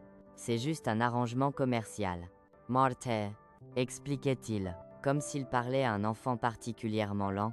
La femme a besoin d'argent. Nous avons besoin d'un enfant, tout le monde y gagne. Nous avons besoin d'un enfant, répétai-je, ma voix augmentant de volume. Ne m'inclus pas dans cette folie. Julian, je ne veux pas d'un autre enfant. Je ne veux pas élever un bébé à 51 ans. Et surtout, je ne veux pas participer à ce stratagème immoral que tu as concocté. Il se tournait vers moi alors, et il y avait quelque chose dans ses yeux que je n'avais jamais vu auparavant, quelque chose de froid, calculateur, presque inhumain. C'est, tu le feras, Marthe, disait-il, sa voix basse et contrôlée. Tu élèveras ce garçon comme ton fils. Tu l'aimeras. Tu soutiendras cette décision. Sais-tu pourquoi? Je restais silencieuse, mon cœur battant si fort que je pensais qu'il pourrait l'entendre. Parce que si tu ne fais pas ça, je te laisserai sans rien, continua-t-il, s'approchant à nouveau du lit. La maison est à mon nom. Le magasin est à mon nom. La voiture, les comptes bancaires, tout. Quoi-tu, Marthe? Que deviendrais-tu sans moi, sans mon argent? Une vieille femme de 51 ans, sans profession, sans maison à toi, sans rien? Ah, ces mots me frappaient comme des coups physiques. Parce que, au fond, je savais qu'ils étaient vrais, je n'avais jamais rien à mon nom. J'avais abandonné mon travail quand nous nous étions mariés, parce qu'il insistait. J'avais passé ma vie comme la femme de Julien Bisset, sans identité propre, sans indépendance financière. Tu ne ferais pas ça, murmurai-je, plus pour me convaincre moi-même, que pour vraiment y croire, pas après 32 ans ensemble. Il souriait, un sourire sans humour, sans chaleur, essaie de me contredire, et tu verras. À cet instant, une clarté terrible m'envahissait. L'homme devant moi n'était plus le Julien que je connaissais, que j'aimais. C'était un étranger, un monstre créé par l'obsession, par l'avidité, par la désespérance de préserver son héritage à tout prix. Je veux partir, disais-je, me levant, et commençant à ranger mes affaires dans la valise, que j'avais à peine déballée. Maintenant, je veux rentrer à Bayonne. Il ne bougeait pas pour m'arrêter, continuait juste à m'observer avec ses yeux froids. Calculateur, vas-y, disait-il, s'asseyant dans le fauteuil de la chambre. La voiture a les clés sur le contact, mais souviens-toi de ce que j'ai dit, Martha. Réfléchis bien avant de faire quoi que ce soit de stupide. Oh, je saisissais ma valise, mon sac à main, et sortais de la chambre sans regarder en arrière. Je traversais le jardin de l'auberge, presque incurante, ignorant le regard curieux de la réceptionniste. La voiture était garée exactement là, où Julien l'avait laissée, les clés sur le contact comme il l'avait dit. Pendant un moment, je considérais prendre la voiture et partir, conduire jusqu'à Bayonne. Au mieux, jusqu'à Pau. Tiesmochaour, recommencer, affronter CI, qui viendrait ensuite, mais quelque chose m'arrêtait. La peur, peut être, ou la réalité froide, qu'il avait raison. Yanavais rien. Pas de sécurité, pas de moyen de subvenir à mes besoins. Et à 51 ans, après une vie de femme au foyer, quelles seraient mes chances? Je rentrais dans la chambre, traînant les pieds, comme une condamnée en route vers l'échafaud. Julien était toujours dans la même position, comme s'il savait que je reviendrais. Sage décision, commentait-il, sans me regarder directement. Je m'asseyais sur le bord du lit, mes jambes tremblant trop pour me soutenir. Que veux-tu exactement de moi? Demandai-je, ma voix presque un murmure. Je veux que tu acceptes cet enfant comme ton fils. Je veux que tu fasses semblant devant le monde qu'il est notre fils adopté, que nous créions cette histoire ensemble. Edieveus, Que tu arrêtes de me saboter dans ce projet. Et si je ne peux pas? Les larmes, que j'avais retenues jusqu'alors, débordaient enfin. Et si je ne peux pas faire semblant? Julian, et si je ne peux pas aimer cet enfant que tu achètes? Il se levait du fauteuil et venait vers moi, s'agenouillant pour être au niveau de mes yeux. Pendant un bref instant, je voyais une lueur de l'homme que je connaissais, de l'homme que j'avais aimé autrefois. Tu le feras, Mart, disait-il, essuyant une larme de mon visage avec son pouce. Parce que tu as un bon cœur. Tu l'as toujours eu. Et au fond, tu comprendras que c'est nécessaire. Nécessaire. Comme si remplacer notre fils mort était une nécessité.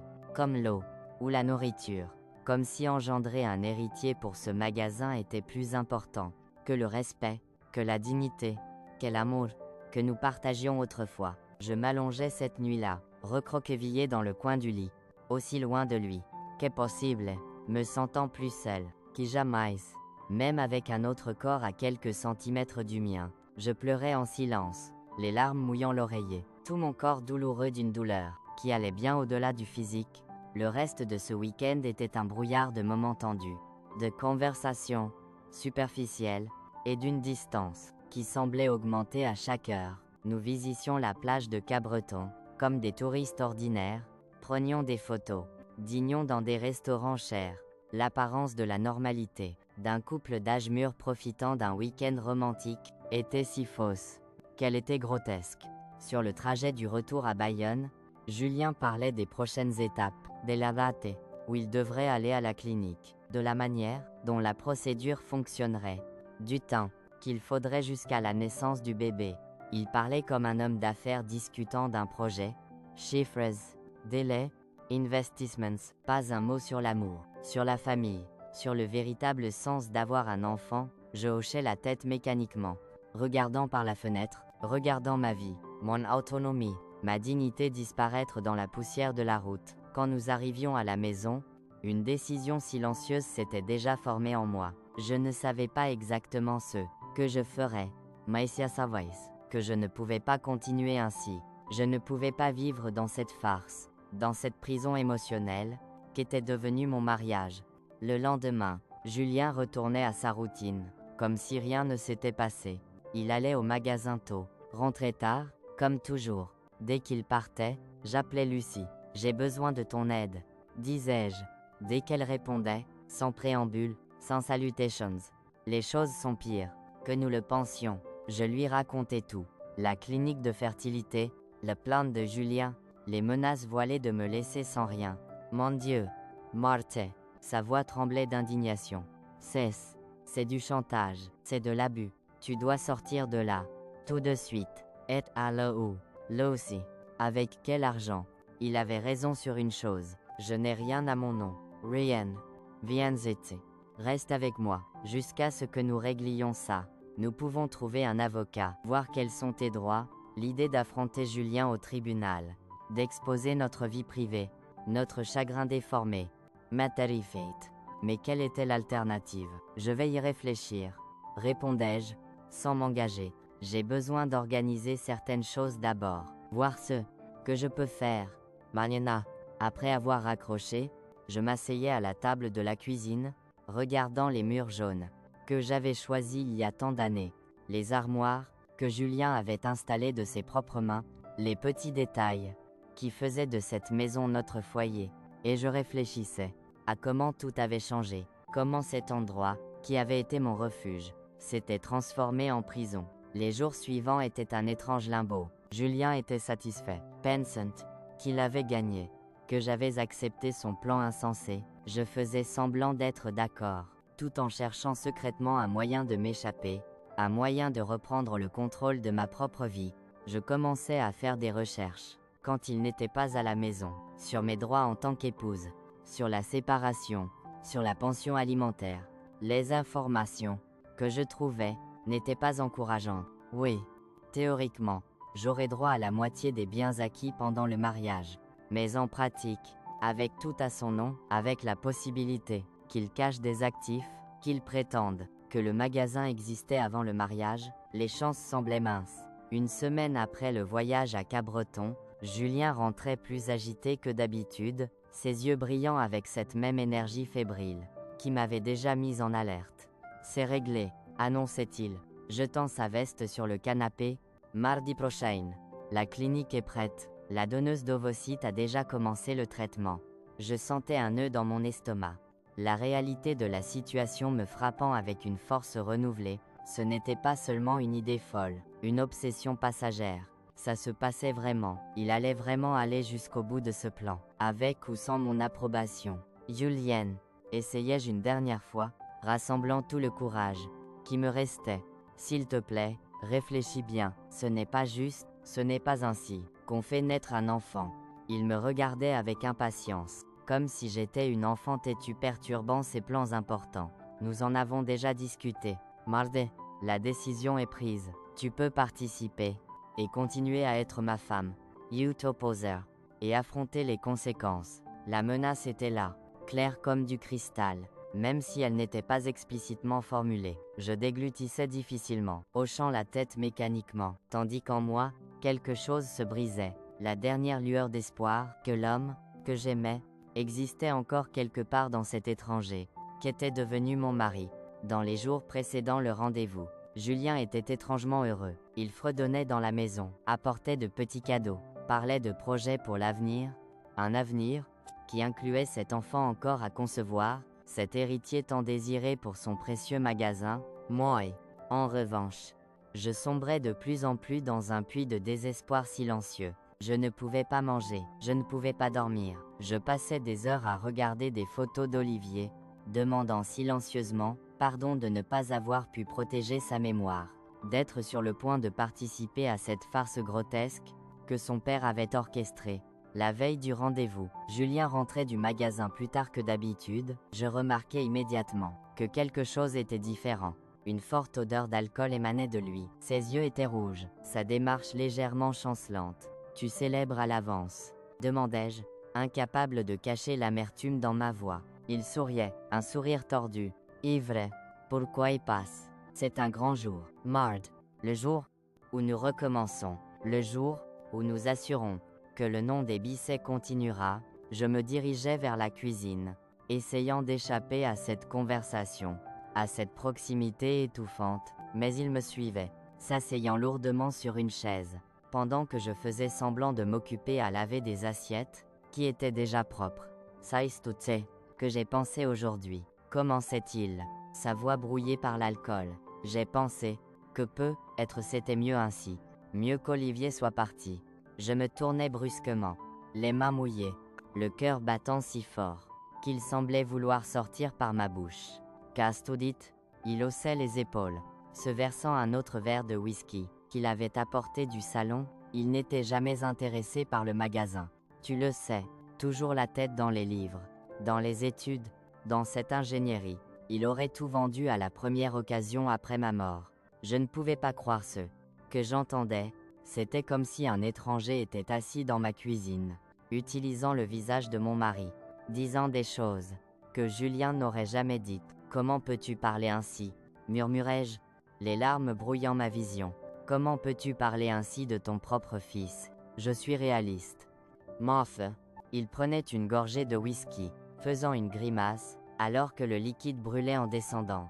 Olivier était un bon garçon, mais il n'était pas le fils dont j'avais besoin, pas pour continuer mon héritage. Ah, c'était comme si quelque chose en moi se brisait enfin.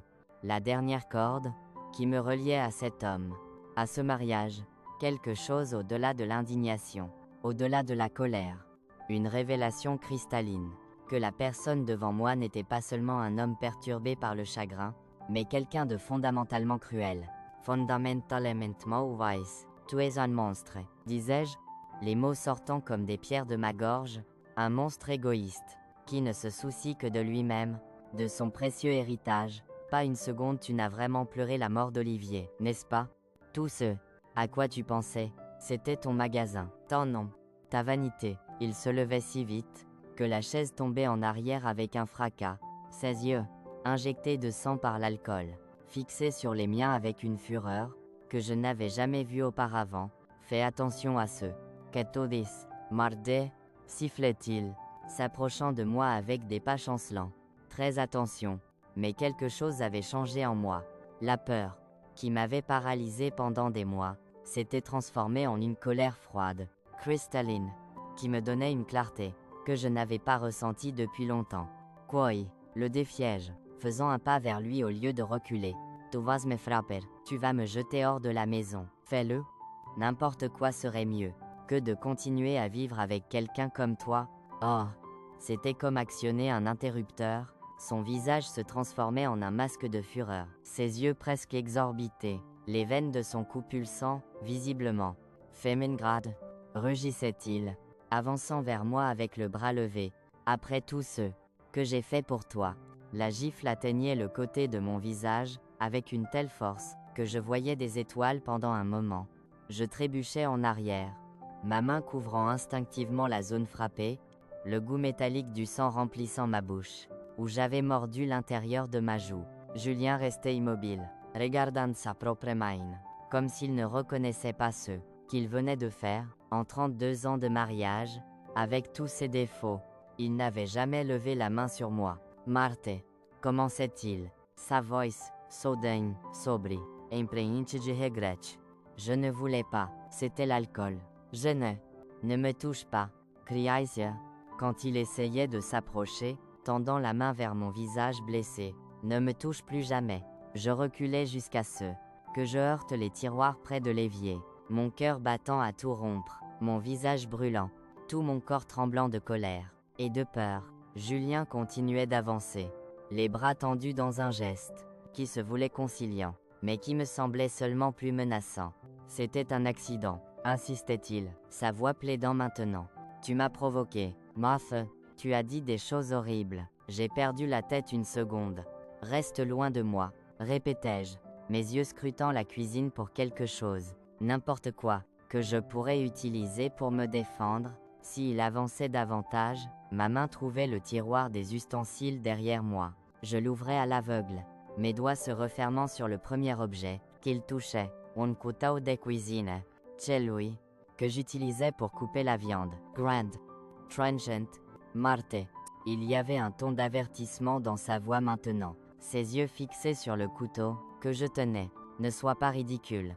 Posecha, et parlons comme des adultes. Nous n'avons plus rien à nous dire. Répondais-je, le couteau ferme dans ma main, pointé sur lui. C'est fini. Julien. Fini de toutes les manières possibles. Xingguang. Il faisait un pas en avant, la main tendue, comme s'il allait prendre le couteau de ma main. Tu ne vas nulle part, Marthe. Pas avant le rendez-vous de demain. Pas avant que nous réglions cette question du bébé. La manière dont il disait cela, froide, autoritaire, comme si j'étais une propriété, qui n'avait pas le droit de décider de sa propre vie, était la goutte d'eau. Quelque chose en moi, quelque chose qui avait été opprimé, réduit au silence, soumis pendant des décennies, se libérait enfin dans un cri primal d'autodétermination. Il n'y aura pas de bébé, criai-je, serrant la poignée du couteau si fort, que mes jointures devenaient blanches. Je ne suis pas ton esclave, je ne suis pas ta propriété, je suis une personne, Julien, une personne qui a perdu un enfant, qui souffre, qui mérite le respect. Il riait, un son froid, dédaigneux, qui me donnait des frissons. D'où respect, qu'as-tu fait pour mériter le respect? Marde, qu'es-tu sans moi, une femme au foyer sans éducation, sans argent, sans rien? Tout c'est que je t'ai fait, et tout feras c'est qu'est ta dis, où tu découvriras ce qu'est la vie sans ma protection. Chaque mot était comme un fouet, chaque syllabe un rappel cruel de comment j'avais laissé mon identité s'effacer. Mon autonomie s'érodait, année après année, décision après décision. Je préférerais vivre sous un pont, que de continuer un jour de plus avec toi, disais-je, ma voix étonnamment ferme, malgré les larmes qui coulaient sur mon visage. Je tentais de passer à côté de lui, tenant toujours le couteau, déterminé à prendre mes affaires, à quitter cette maison, cette vie, peu importe où. Mais Julien bloquait mon chemin, son expression maintenant un masque de fureur contenue. Tu ne vas nulle part, répétait-il, saisissant mon bras avec force. Demain, nous allons à cette clinique, et tu vas sourire. Tu vas être l'épouse dévouée, que tu as toujours été.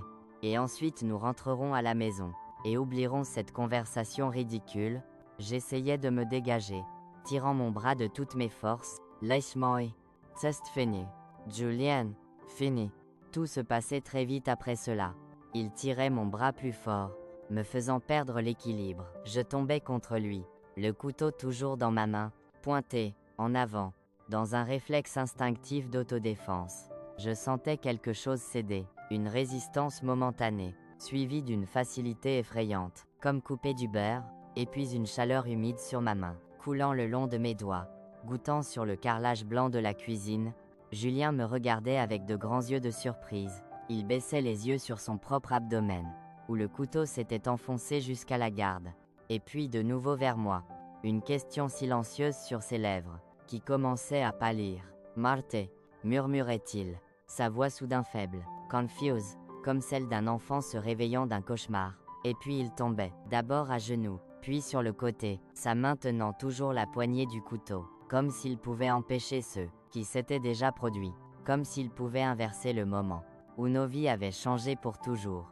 Une fois de plus, le sang a une couleur différente. Quand il vient de quelqu'un que vous avez aimé pendant plus de 3 décennies, ce n'est pas rouge, comme dans les films, c'est plus sombre, presque noir sous la lumière tamisée de la cuisine. Et l'odeur, métallique, forte, impossible à oublier, même après tant d'années. Je restais paralysé, regardant Julien sur le sol, sa respiration de plus en plus faible, le sang s'étendant autour de lui comme une auréole macabre. Le temps s'arrêtait à cet instant, comme si l'horloge de la cuisine avait figé ses aiguilles. Aide-moi, Marthe, murmurait-il, sa voix faible, ses yeux plaidants, si différents des yeux froids, calculateurs d'il y a quelques minutes. S'il te plaît. Mes instincts prenaient le dessus. Je saisissais le téléphone, composais le numéro des urgences avec des doigts tremblants, tachant l'appareil blanc de rouge. Mon mari. Un accident. Il y a un couteau. Je pouvais à peine former des phrases complètes. 24 rue de Marac, Bayonne. Venez vite. S'il vous plaît. Je retournais vers Julien, m'agenouillant à côté de lui, sans me soucier du sang qui trempait ma jupe. Je tenais sa main, cette même main, qui, quelques minutes auparavant, m'avait frappé, m'avait menacé. Maintenant c'était juste la main d'un homme mourant. Froide, tremblante, cherchant un dernier contact humain. Tiens bon, disais-je à travers mes larmes, la colère d'il y a quelques instants transformée en pure terreur. L'ambulance arrivait, et ses yeux, voilés par la douleur, et le choc, fixé sur les miens. Le magasin, murmurait-il, et même là, au bord de la mort. Son obsession persistait. Promets que tu t'en occuperas, c'était la dernière chose qu'il disait avant de fermer les yeux. Sa main, qui serrait la mienne avec désespoir, se relâchait soudain. Sa respiration, auparavant bruyante et laborieuse, cessait. Quand l'ambulance arrivait 15 minutes plus tard, Julien Bisset était déjà parti de ce monde, emporté par un couteau de cuisine et par l'obsession qu'il avait consumé jusqu'à son dernier souffle. Les ambulanciers tentaient la réanimation, mais il était trop tard. La police arrivait peu après. J'étais emmené au commissariat, encore sous le choc, mes mains et vêtements tachés, du sang de l'homme qui, pendant plus de 30 ans, avait été mon mari. C'était un accident, répétai-je plusieurs fois pendant l'interrogatoire. Il m'agressait. J'ai essayé de me défendre. Nous avons trébuché. Le détective, un homme d'âge moyen, avec des cernes profonds sous les yeux, quelqu'un qui avait tout vu dans cette vie, me regardait avec une expression qui mêlait doute et compassion. Madame Lemoine, vous devez comprendre la gravité de la situation, expliquait-il. Sa voix calme, mais ferme. Votre mari est mort. Le couteau était enfoncé dans son abdomen. Nous devons enquêter sur ce qui s'est vraiment passé. Maman, j'étais détenu de manière préventive. Pour la première fois de ma vie, à 51 ans, je passais une nuit en prison. Une petite cellule humide, avec un matelas fin sur un lit en béton. Je m'asseyais là, serrant mes Renault, regardant le mur écaillé, essayant de comprendre comment ma vie s'était transformée en cauchemar en quelques heures. Le lendemain matin, ma sœur Lucia arrivait. Elle avait voyagé toute la nuit depuis Pau. Dès qu'elle avait appris ce qui s'était passé, elle payait la caution, engageait un avocat, m'emmenait chez elle. Nous allons résoudre ça. Marthe, promettait-elle, tenant mes mains tremblantes, alors qu'elle conduisait. Tu as agi en légitime défense. Tout le monde peut le voir. Mais je savais que ce n'était pas si simple. La société juge durement une femme qui tue son mari, même en légitime défense. Et que dirais-je? Qu'il voulait me forcer à accepter un bébé qui serait engendré par une autre femme, qu'il était obsédé par l'idée de remplacer le fils que nous avions perdu. Ça semblait absurde. Même pour moi, qui avais vécu chaque minute de ce cauchemar. L'enterrement de Julien avait lieu 3 jours plus tard. Un événement discret. Juste la famille proche. Quelques amis, des clients de longue date du magasin. Je restais à l'arrière de la chapelle, portant un voile qui couvrait mon visage. Pas tant pour le deuil traditionnel, mais pour me cacher des regards curieux. You Gans, les gens chuchotaient. Quand je passais, c'est elle, la femme, qui a tué son mari. On dit que c'était une dispute pour de l'argent. J'ai entendu qu'il avait une maîtresse. Les rumeurs grandissaient, se déformaient, de plus en plus loin de la vérité complexe et douloureuse. Personne ne mentionnait les années de contrôle. L'obsession croissante pour le magasin, les menaces, la gifle au visage. Il était plus facile de créer une histoire simple, un méchant clair, que de comprendre la toile de circonstances qui avait conduit à cette nuit fatale. Le processus judiciaire durait presque 1 an, 1 année d'audience, de témoignages, de rapports d'experts, 1 année où ma vie était suspendue, où chacun de mes mouvements était scruté, chaque mot pesé. Mon avocat, Monsieur Davis Lambert, un homme patient aux cheveux gris et aux lunettes à monture épaisse, construisait la défense autour de la légitime défense. Madame Lemoine était menacée. Contrainte, plaidait-il au tribunal. Son mari l'avait agressée physiquement. Pour la première fois en 32 ans de mariage, elle craignait pour sa vie, a réagi instinctivement. C'était un accident tragique, pas un crime prémédité. L'accusation peignait un tableau différent. Une épouse rancunière, fatiguée d'un long mariage, voulant se débarrasser de son mari pour hériter de son patrimoine, disait le procureur. Me regardant directement en parlant au jury, Monsieur Julien Bisset a été retrouvé avec un couteau dans l'abdomen. Un couteau que l'accusé admet avoir tenu. Un couteau qui a pénétré assez profondément pour causer une hémorragie fatale. Ce n'est pas un accident, mesdames et messieurs, c'est un homicide. Non. Les semaines au tribunal s'éternisaient, chaque jour une nouvelle torture. Je devais revivre les pires moments de ma vie en public, exposer les blessures les plus intimes à des étrangers, qui me jugeaient, sans connaître l'histoire complète. Je parlais de la mort d'Olivier, du changement chez Julien, de l'obsession croissante pour le magasin, du plan absurde d'avoir un autre enfant. Je parlais des menaces, du contrôle financier, de l'isolement. Je parlais de la gifle, du couteau, de la peur que j'avais ressentie cette nuit-là. Certains membres du jury semblaient émus, d'autres sceptiques. Dans notre société, il est difficile de croire qu'un homme respecté, un homme d'affaires connu, un père qui avait perdu son fils, puisse se transformer en agresseur.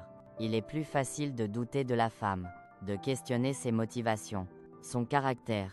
En fin de compte, c'était le témoignage de ma sœur Lucie qui faisait la différence. Elle racontait les appels désespérés qu'elle avait reçus dans les mois précédents.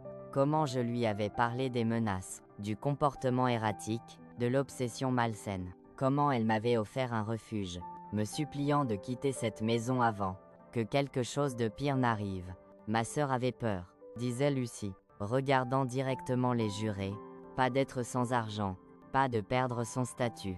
Elle avait peur de son propre mari, un homme qu'elle ne reconnaissait plus, qui s'était transformé en quelque chose d'effrayant après la tragédie qu'ils avaient vécue. Oh.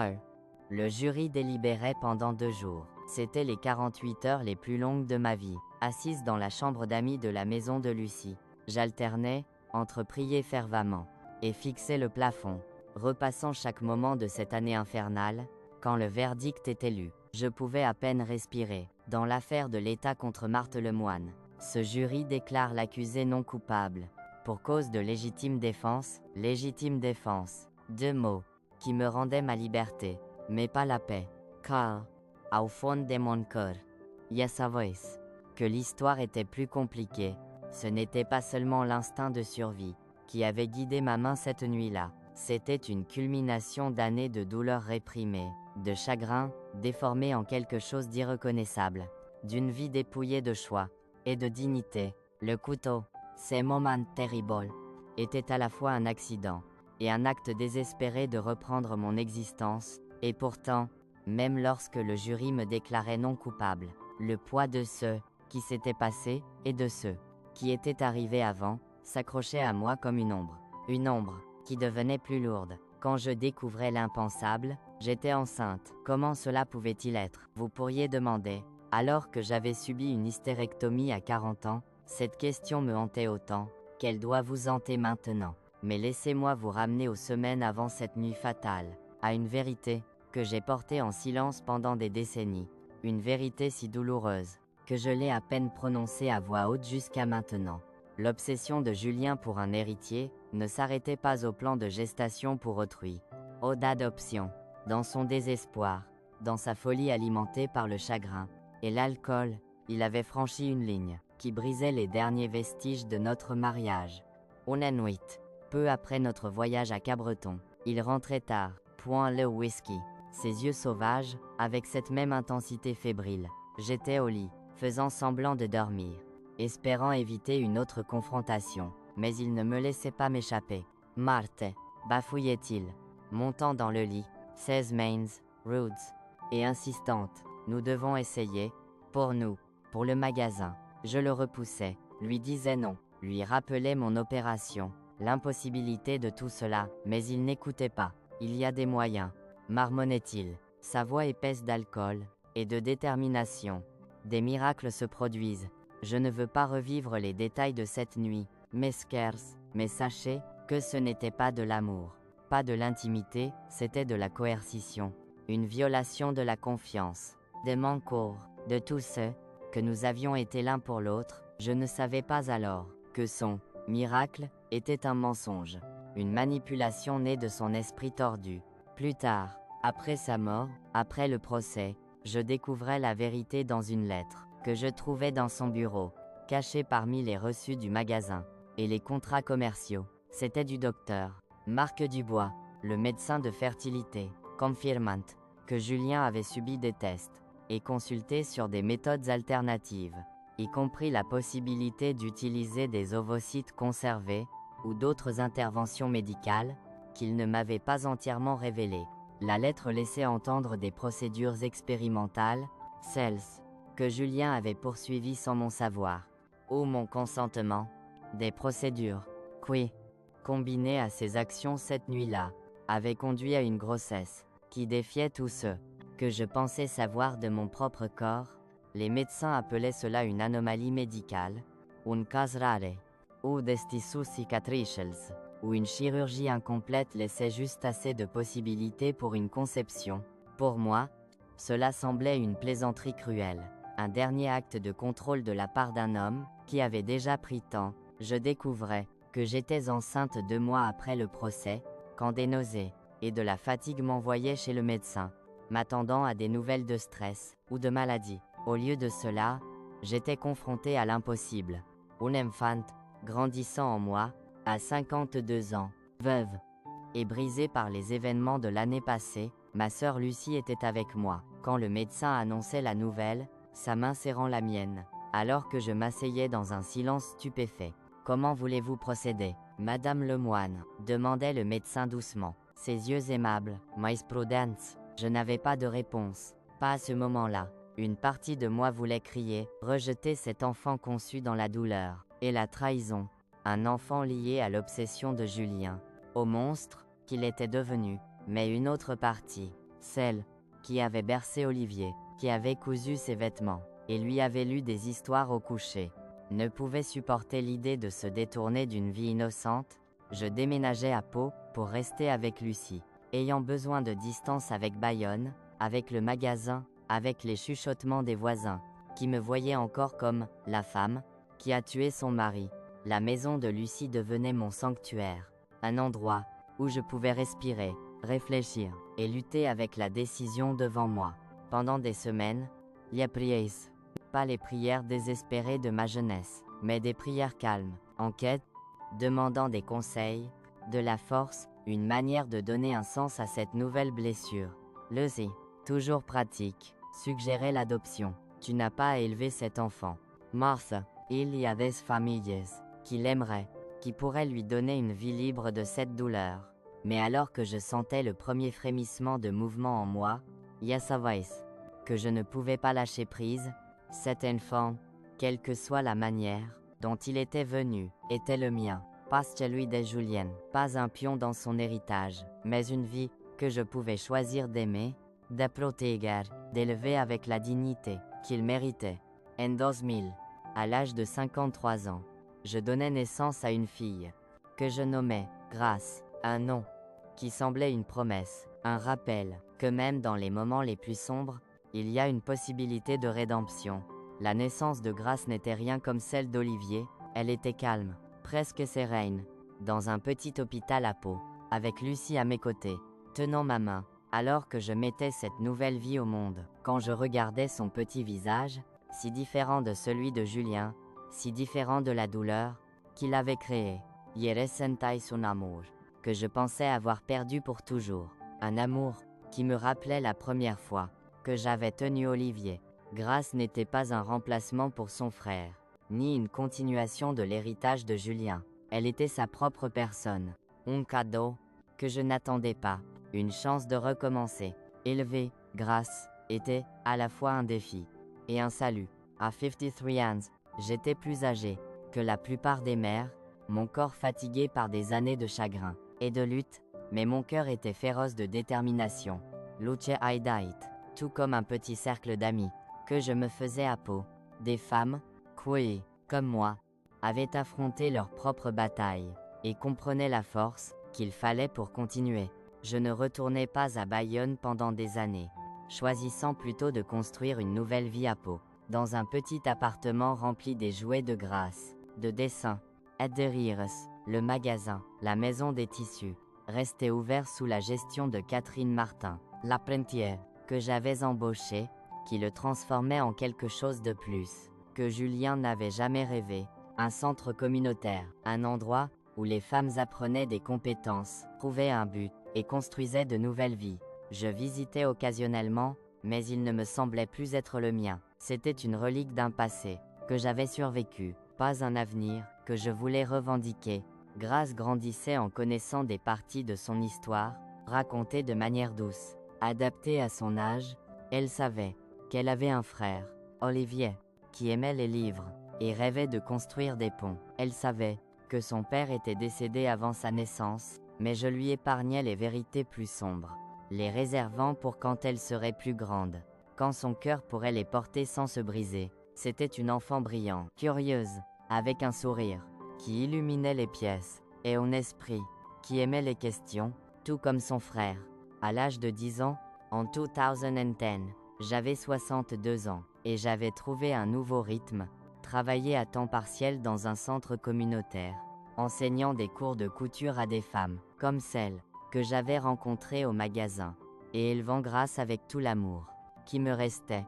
Ma feuille, battue, mais jamais brisée, redevenait mon encre, pas la foi rigide de ma jeunesse, mais une foi plus douce, plus indulgente, une croyance en un Dieu qui pleure avec nous, qui nous porte à travers l'impossible, qui nous donne de la grâce quand nous nous y attendons le moins. Quand Grâce avait 15 ans, en 2015, je lui racontais enfin l'histoire complète de son père, du magasin, de la nuit, qui avait tout changé. Nous nous asseyons dans notre petit salon, le même, d'où je vous parle maintenant, et je tenais ses mains, alors que je parlais, regardant ses yeux s'élargir de choc, puis s'adoucir de compréhension. Tu es si forte, maman, disait-elle, les larmes coulant sur son visage. Je ne sais pas, comment tu as fait. Je l'ai fait pour toi, lui disais-je, et pour Olivier, et pour moi-même, parce que peu importe à quel point il fait sombre, il y a toujours une raison de continuer. Grâce poursuivait ses études en travail social, inspirée par les femmes que j'avais aidées au centre communautaire, par les histoires de survie qu'elle avait entendues en grandissant.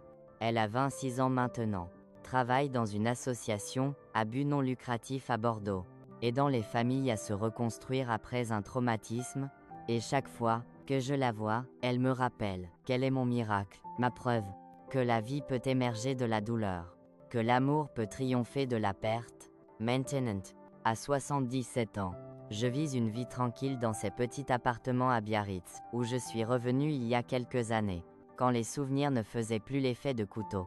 Mes cheveux blancs, mes mains ridées, mon cœur stable, il raconte une histoire de survie, d'une femme qui a affronté l'inimaginable et a choisi de continuer à vivre, à aimer. Je tricote encore des écharpes pour la maison de retraite, rends visite à Lucie à Pau, et parle à Grâce au téléphone tous les dimanches, écoutant son travail, ses rêves, sa vie. Le magasin, la maison des tissus, est toujours là, maintenant une chaîne de 5 emplacements, dirigée par Catherine et son équipe. Un héritage non pas de l'obsession de Julien, mais de la communauté que nous avons construite à partir de ses cendres. Je visite parfois, non pour me souvenir, mais pour célébrer, pour voir les femmes qui passent par ces portes, apprenant, grandissant, trouvant leur propre force. Mes cicatrices, la perte d'Olivier, la trahison de Julien, la nuit où j'ai tenu ce couteau, font partie de moi. Mais elles ne me définissent pas, ce sont des fils dans une tapisserie tissée d'amour, de résilience et de grace.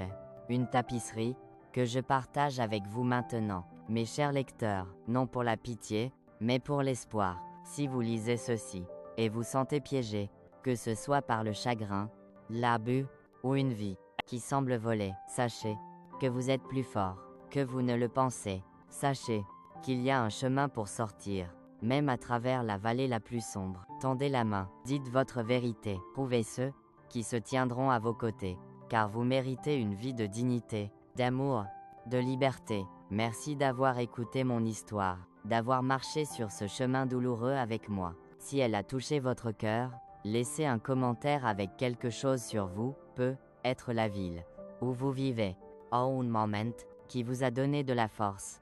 Que Dieu bénisse chacun de vous, illumine vos chemins et apporte la paix à vos cœurs. Souvenez-vous, peu importe à quel point la nuit est sombre, l'aube vient toujours. C'était ainsi pour moi, et ce sera ainsi pour vous aussi. Jusqu'à la prochaine histoire.